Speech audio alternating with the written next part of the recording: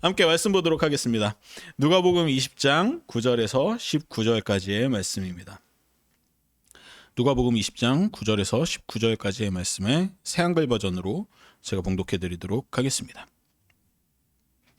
예수님이 백성한테 이런 비유를 말씀하기 시작하셨다. 어떤 사람이 포도밭을 일구었어요. 그 포도밭을 농부들에게 빌려주었어요. 그리고 먼 길을 떠났고 오랜 시간이 흘렀어요. 때가 되어 그 사람이 농부들한테 종을 보냈어요. 농부들이 자기에게 포도밭 열매의 얼마를 바치게 하려는 것이었죠. 그런데 농부들은 그 종을 매질한 뒤에 빈손으로 되돌려 보냈어요. 그래서 그 사람은 다시 다른 종을 보냈어요. 그랬더니 농부들은 그 종도 매질하고 모욕을 주어서 빈손으로 되돌려 보냈어요. 그 사람은 또다시 세 번째 종을 보냈어요. 그러나 농부들은 이 종마저도 피가 나도록 때려서 내쫓았어요. 그래서 포도밭 주인이 말했어요. 어떻게 해야 할까? 사랑하는 내 아들을 보내야겠다. 아마도 그들이 이 아이는 존중하겠지. 그러나 그 아들을 보고서 농부들은 서로 이야기를 주고받으며 말했어요. 이 자는 상속자다. 그를 죽여버리자. 그래서 그가 물려받을 유산이 우리 차지가 되도록 하자. 그러고는 농부들이 그 아들을 포도밭 밖으로 내쫓아 죽여버렸어요. 그러면 이제 포도밭 주인이 농부들을 어떻게 할까요? 가서 이 농부들을 없애버리고 그 포도밭을 다른 사람들에게 맡길 겁니다. 사람들이 듣고서는 그런 일은 절대 없어야 합니다. 하고 말했다. 그러나 예수님은 그들을 빤히 들여다보시고는 말씀하셨다. 그럼 성경에 이렇게 적혀있는 말씀은 무슨 뜻인가요? 집 짓는 사람들이 내버린 돌, 바로 그 돌이 모퉁이의 머릿돌이 되었다. 바로 그 돌 위에 떨어지는 사람은 모두 산산조각이 날 겁니다. 이 돌이 누구 위에 떨어지든 그 사람을 으깨어 가루로 만들어 버릴 겁니다. 율법학자들과 대제사장들은 손을 써서 바로 그 시간에 예수님을 붙잡으려고 했다. 하지만 백성을 두려워했다. 이 비유를 자기들 들으라고 말씀하신 줄 알아차렸기 때문이다. 아멘. 네. 말씀 시작하겠습니다. 설교 시작하겠습니다. 오늘 요즘 화제가 되는 영화가 하나 있습니다. 바로 K-팝 데몬 헌터스라는 넷플릭스 애니메이션이죠. 다들 보셨나요? 안 보신 분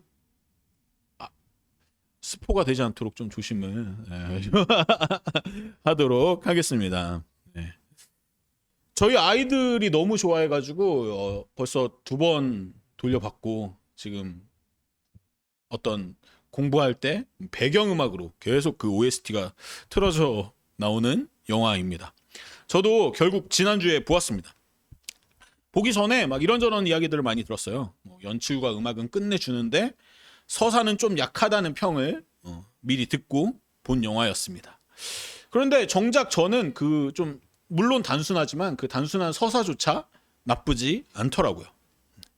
영화에서 제게 여러 장면들이 인상 깊게 나왔지만 오늘은 또 설교를 위해서 가져온 제게 가장 인상적인 장면을 하나 보여드리겠습니다.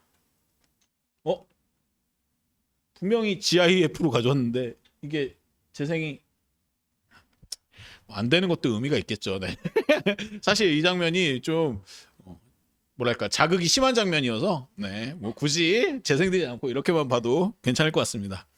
바로 이제 영화 속 사자보이즈가 공연하는 장면인데요. 이 장면에서 이런 가사가 나옵니다. 봐, 나뿐이잖아. 내 죄마저 감싸줄 사랑. 이거 스포까지는 아니고 뭐 아시잖아요 이미. 네. 이 노래를 하고 있는 사자보이즈는 네, 악기에 가까운 존재들이기 때문에 이 가사는 비유로 만들어진 어떤 시적인 비유로 만들어진 가사가 아닙니다. 악귀들이 우리가 짓는 죄를 좋아하는 건 이상한 일이 아니니까요. 사실 저는 이거 준비하고 있는데 혜음이가 아니 아빠 왜 이 장면이 아빠 PPT에 있어요. 그래서 이거 뭐 악마들이 이렇다는 거를 설명하기 위해서 그러는 거야. 그랬더니 혜미가 아빠 악마가 아니라 악귀거든요. 이렇게 정정을 확실하게 해주더라고요. 네, 악귀들이 우리가 짓는 죄를 좋아하는 건 이상한 일이 아니죠. 근데 저는 이 장면을 보면서 노래 가사에 좀 반박을 해보고 싶었습니다. 바로 악귀뿐만이 아니라 우리가 믿는 하나님도 우리의 죄까지도 사랑하시는데? 라는 생각이 든 것이죠. 어쩌면 조금 이상한 말처럼 들리실 수도 있을 것 같습니다. 왜냐하면 전통적인 기독교에서는 하나님이 죄를 사랑한다는 개념은 성립하지 않는 개념이기 때문입니다. 어떻게든 우리 안의 죄의 문제를 해결하고 하나님께 나아가야 한다는 것이 전통적인 기독교에서 중요하게 여겨온 내용입니다. 전통적인 기독교가 설명하는 죄의 문제는 이렇습니다. 우리 모두는 죄인입니다. 태어날 때부터 죄인이에요. 원죄를 가지고 태어났으니까. 지난주에 마커스 찬양 집회를 갔다 왔는데 거기에서 설교자가 그렇게 얘기하시더라고요. 태어날 때부터 절대적으로 우리는 죄인이라고 아마 여러 번 강조를 하시더라고요. 네, 뭐 전통적인 기독교 안에 있는 방식으로. 그리고 반대로 하나님은 완벽한 선함이시기 때문에 불순물을 용납하실 수가 없습니다. 그렇기 때문에 우리가 죄를 가지고 하나님 앞에 나아갈 때 하나님은 우리의 죄를 용납할 수가 없는 것이죠. 우리가 가진 죄를 어떻게든 해결하지 않으면 하나님께로 나아갈 수가 없다는 개념이 성립하게 되는 겁니다. 그 죄의 문제를 해결하기 위해서 구약시대에는 율법과 제사가 주어지기도 했지만 그것들은 불완전했습니다. 그래서 완벽하게 그 문제를 해결하기 위해서 예수님께서 오셨다는 거죠. 예수님을 믿어야 죄의 문제를 해결할 수 있다는 이야기. 교회를 조금만 다니신 분들에게도 익숙한 이야기입니다. 하지만 오늘 저는 정말 그러한지 한번 살펴보길 원합니다. 그리고 우리의 어떤 기독교의 오랜 관념이 알려주는 것보다는 하나님이 우리를 훨씬 더 많이 사랑하고 계시다는 사실을 함께 생각해 볼 수 있는 시간을 가지면 좋겠습니다. 먼저 오늘 본문 내용을 한번 살펴보겠습니다. 오늘 예수님은 백성들에게 이런 이야기를 하고 계십니다. 어느 포도밭 주인이 있었는데 그가 먼 길을 떠나면서 포도밭을 농부들에게 맡깁니다. 오랜 시간이 지나서 그 주인은 그 포도밭을 맡겼던 농부들에게 이제 어느 정도의 열매를 내가 좀 가져가야겠다라고 요구하죠. 그래서 그 요구를 위해 포도밭으로 자신의 종들을 보냅니다. 문제는 그 포도밭을 맡고 있던 농부들이 선한 사람들이 아니었다는 점입니다. 그래서 그들은 주인이 종을 보낼 때마다 매질하고 모욕하고 심지어는 피가 나도록 때려서 내쫓습니다. 주인은 여러 차례 그런 취급을 받고도 다시 한번 그들에게 시도합니다. 이번에는 아들을 보낸다면 이 아들만은 그들이 존중하겠지라는 기대를 가지고 보냅니다. 하지만 농부들은 다른 생각을 갖습니다. 그 아들이 없어지면 상속자가 없어지는 것이고 결국 그 포도밭을 완전히 자기들 것으로 만들 수 있다는 생각으로 그 아들을 죽이게 됩니다. 주인은 더 이상 참지 못하고 그 농부들을 처리하고 그 포도밭을 다른 사람들에게 맡기면서 예수님의 오늘 이야기는 끝이 납니다. 이야기가 끝나자마자 사람들의 반응이 흥미롭습니다. 16절 말씀입니다. 사람들이 듣고서는 그런 일은 절대 없어야 합니다 하고 말했다. 우리가 듣기에는 그저 어떤 주인과 농부의 서로 갈등 문제, 비유 이야기처럼 들리는 이야기입니다. 그런데 현장에서 이야기를 듣고 있는 사람들은 왜 이렇게 격하게 반응하는 것일까요? 그것은 이 이야기를 듣고 있는 사람들이 구약 성서의 내용을 익숙하게 알고 있는 사람들이기 때문입니다. 이사야 5장을 비롯해서 성서에서 포도밭에 대한 내용이 등장합니다. 그리고 그렇게 포도밭이 등장할 때마다 포도밭은 보통 이스라엘 자체를 상징하는 의미로서 등장합니다.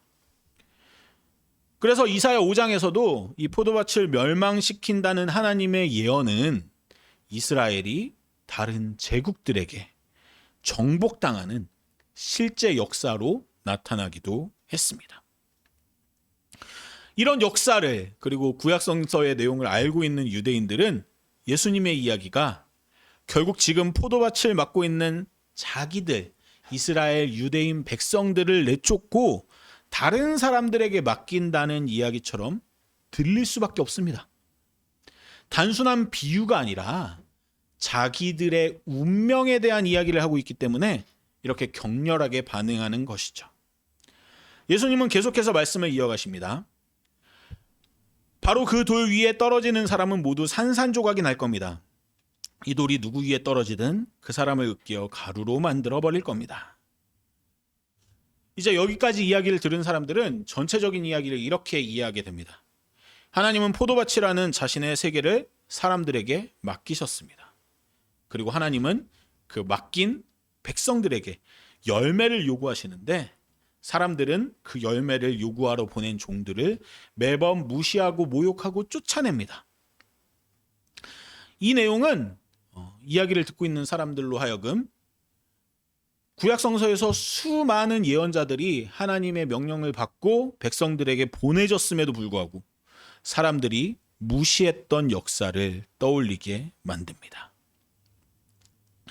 마지막으로 하나님은 자기의 아들 예수님을 보내시지만 사람들은 끝내 그마저도 죽이게 될 것이고 그에 대해 하나님은 결국 모두를 산산조각 내는 심판을 하실 거라고 말씀하시는 것처럼 보입니다.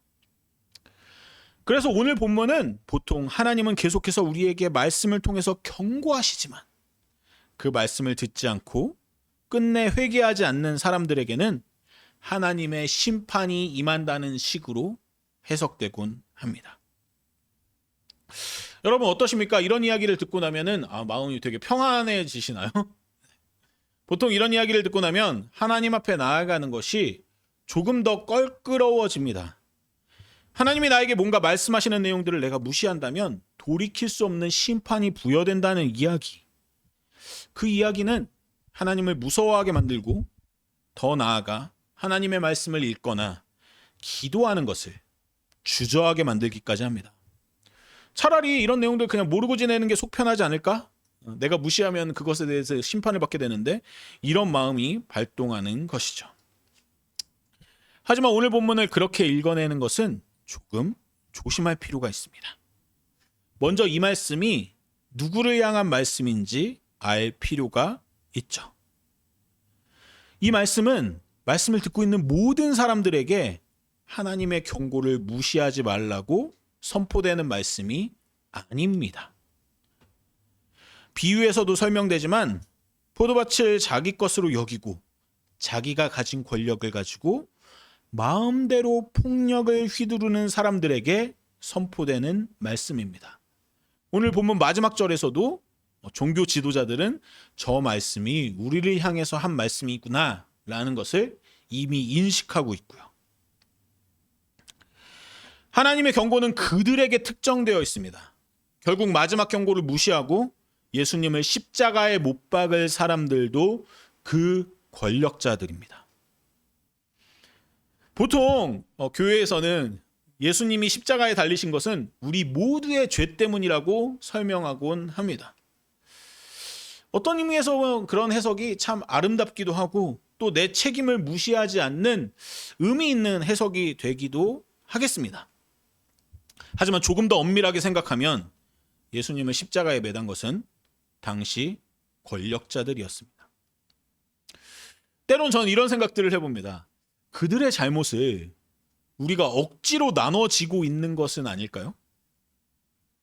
권력자들의 잘못을 우리 모두의 잘못이라고 납작하게 만들어도 되는 걸까요? 계엄이 선포된 것은 모든 국민들의 잘못됨. 이런 식으로 그렇게 해석해도 되는 걸까요? 저는 오늘 본문이 권력자들에게 경고하는 말씀이라는 점을 다시 한번 생각했으면 좋겠습니다. 그리고 예수님께서 권력자들에게 하시는 말씀과 소외되고 가난한 죄인들, 보통의 평범한 사람들에게 하시는 말씀을 구분해서 생각할 필요가 있다고 여깁니다. 다시 한번 생각해보면, 성서를 잘 살펴보면 예수님은 처음부터 사람들에게 평등하게 대하시지 않습니다. 성경에 등장하는 예수님을 만난 대표적인 두 부류의 사람들이 있습니다. 그리고 예수님은 너무나도 명확하게 성서 전체를 통틀어서 그 두 부류의 사람들에게 각각 다르게 대하십니다.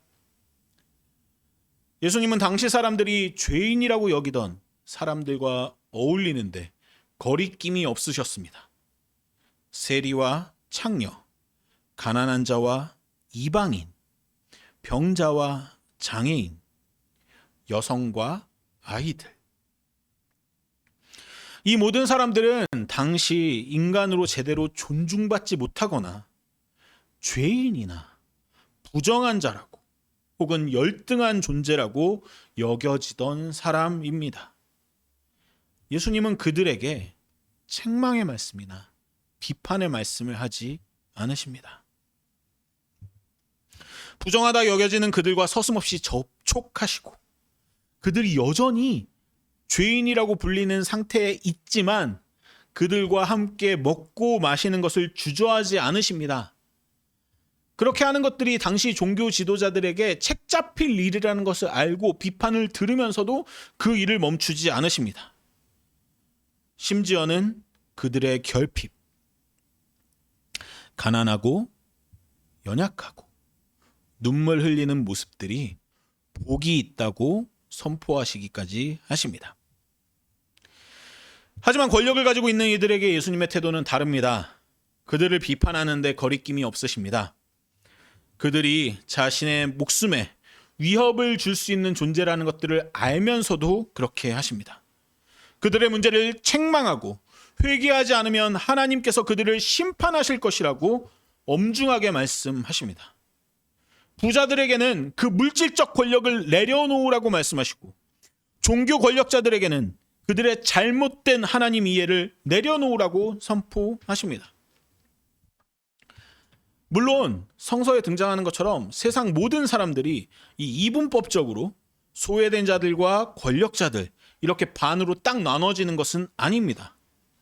아마도 여기 있는 우리 모두는 그 두 지점 사이의 어느 지점을 왔다 갔다 하고 있겠죠.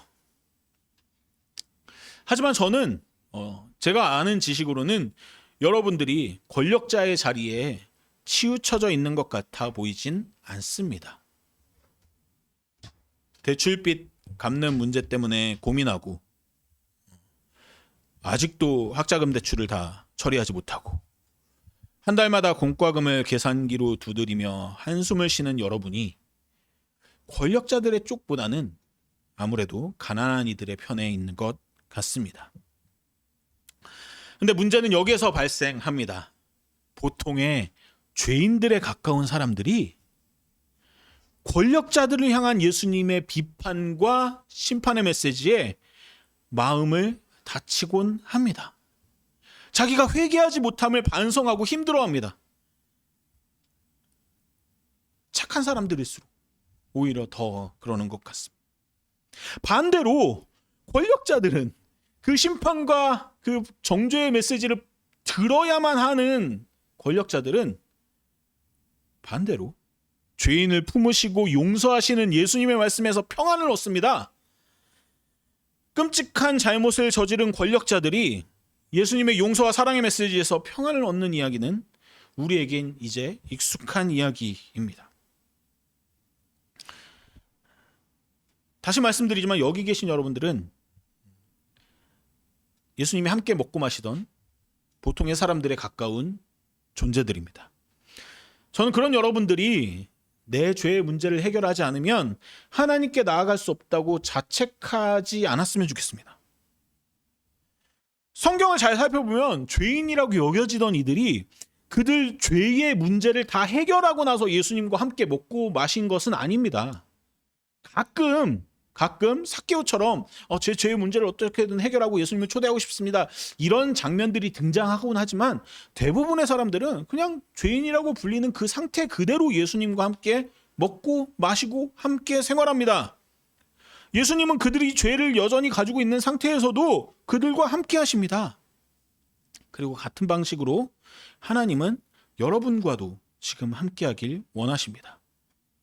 그야말로 하나님은 여러분의 결핍까지도 죄까지도 온전히 품으시고 사랑하시는 분이라고 저는 믿습니다.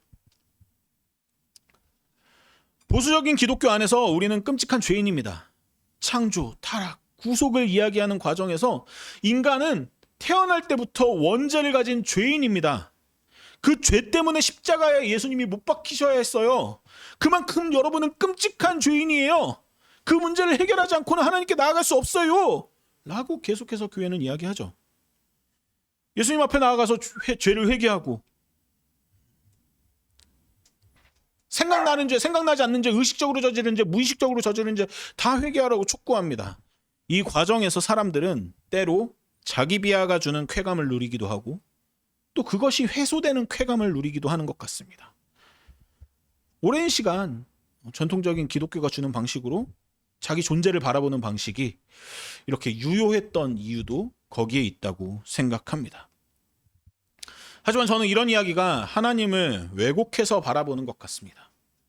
하나님이 이런 이야기 속에서는 꼭 이런 존재처럼 느껴져요. 책상에 선을 그어놓고 여기 내 자리야. 이거 넘어오면은 자로 그 손을 때려버리는 어떤 미성숙한 하나님처럼 여겨집니다. 잘못을 저지르면 너는 내 영역으로 올 수 없어. 저는 정작 성경 안에서 예수님이 우리를 복되다고 계속해서 축복하시는 것을 바라보게 됩니다. 심지어 우리가 죄라고 느끼는 우리가 가지고 있는 결핍까지도 복되다고 선언하시는 것을 느낍니다. 하나님은 우리 존재 자체를, 존재 전부를 귀하고 복되다고 선언하시는 거죠. 이 정도 되면 예수님이 사실 싫어하신 것은 권력자들 그들 자체가 아니었다는 생각까지도 하게 됩니다. 권력자들 또한 사실 뭐 대단한 존재들입니까? 그 알량한 권력이 없다면 그냥 연약하게 부서져 버릴, 산산조각 나 버릴 존재들일 뿐입니다. 예수님이 진정으로 싫어하신 것은 권력을 가진 이들이 마음껏 행동할 수 있었던 그 왜곡된 구조였을 것입니다. 그렇기에 예수님은 자기를 십자가에 못 박은 사람들까지 용서할 수 있었던 거겠죠. 오늘 본문에서 돌 위에서 깨어질 사람들, 심판받을 사람들은 1차적으로 자기에게 부여된 권력을 마음대로 행사하는 사람들입니다. 그들의 권력은 심판받아 산산조각 나 부서지게 될 것입니다. 그들이 가지고 있는 잘못된 의식들이 심판받게 될 것입니다. 만약 우리 또한 가지고 있는 알량한 권력을 마음대로 행사하려고 할 때 예수님이라는 돌 앞에서 우리의 의식이 조금 부서질 수 있길 원합니다. 하지만 이미 말씀드린 대로 우리의 삶은 대부분 권력자들의 삶이라기보다는 필부필부의 삶입니다. 하지만 그런 우리들 역시 예수님이라는 이 돌 위에서 깨어질 필요가 있습니다. 그것은 깨어져야 하는 것은 내가 죄인이라는 자책, 내가 죄인이기 때문에 하나님께로 온전히 나아갈 수 없다는 의식에서 깨어질 필요가 있습니다. 오히려 우리는 우리가 가지고 있는 결핍조차도 복되다 말씀하시는 예수님의 말씀에 귀 기울일 필요가 있죠. 요한계시록 3장 20절 말씀을 읽어드리겠습니다. 보아라, 내가 문 앞에 서서 두드리고 있다. 누구라도 내 목소리를 듣고 문을 열면 내가 그 사람한테로 들어가 그와 함께 먹을 것이다. 또 그는 나와 함께 먹을 것이다. 예수님은 이 말씀처럼 계속해서 모든 사람들의 문을, 마음의 문을 두드리고 계십니다. 우리가 해야 할 일은 그 목소리를 듣고 그 목소리를 정직하게 듣고 문을 여는 것 뿐입니다. 내가 집착하고 내가 닫아버린 세계 속에 머무르는 것을 멈추고 예수님의 초대에 응하고 문을 열고 밥을 먹는 것입니다. 예수님이 우리에게 원하시는 것은 우리가 문을 열고 밥을 먹는 거예요. 우리의 생명을 행복하게 누리는 것을 원하고 계시죠. 계속해서 자책하고 계속해서 마음의 문을 닫아 잠그고 그 세계 속으로 끊임없이 침잠하는 것이 아니라 우리에게 부여된 생명을 자유롭게 누리는 것. 그것을 원한다고 예수님께서는 지금도 말씀하고 계십니다. 저는 저와 여러분이 우리의 결핍까지도 사랑하시는 예수님께 문을 열어드리면 좋겠습니다. 심판의 메시지에 지레 겁먹고 하나님 앞에 나아가는 것을 멈추기보다는 막혀있는 나의 방문을 열고 자유롭고 풍성한 삶을 마음껏 누리면 좋겠습니다. 그렇게 삶을 누리는 우리들에게 예수님께서는 다시 한번 몇 번이라도 선포하실 것입니다. 복되다, 복되다, 복되다.